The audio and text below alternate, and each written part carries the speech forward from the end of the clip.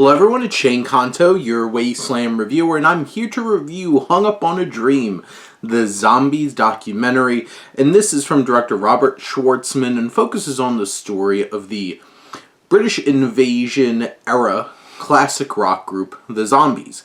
And I'm a huge fan of music. I'm a big classic rock fan. This era is such a significant piece in the history of classic rock music, and I love checking out music documentaries and learning so much about these bands, and I think Hung Up on a Dream is a pretty special one.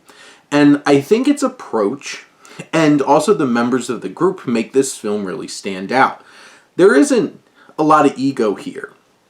There's moments of tension and how some of them might take a little bit more ownership over others with certain things. But what I feel like is most impressive about this particular film is that you really get a wide perspective from the four living members of the Zombies, as well as the daughter of the one deceased member.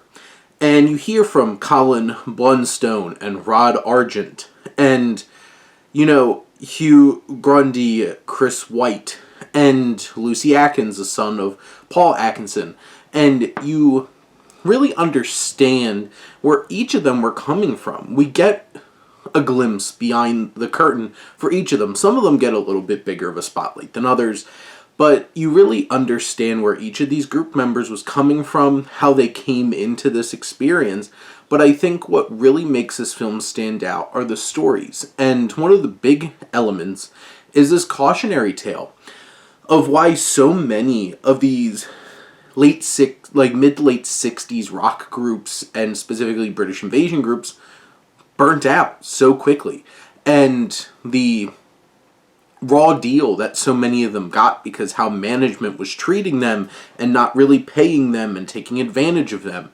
It was such a fascinating element of this film that really gives a broader perspective on a whole entire era of music.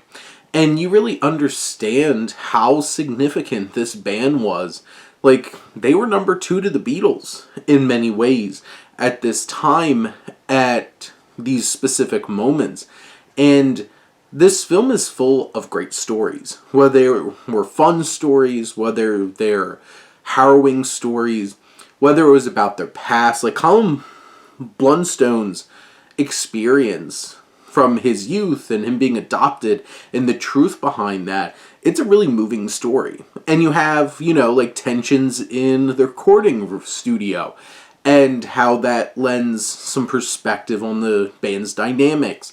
Or all of these other stories that there's something so heartwarming and moving about this last performance they did for Paul Atkinson before he passed away. And all of those elements bring a lot of emotion and perspective and really envelops you in this experience. And there's a lack of ego in many ways in this film, and there's a lot of authenticity. They're willing to show the cracks, show the frustrations, their own insecurities.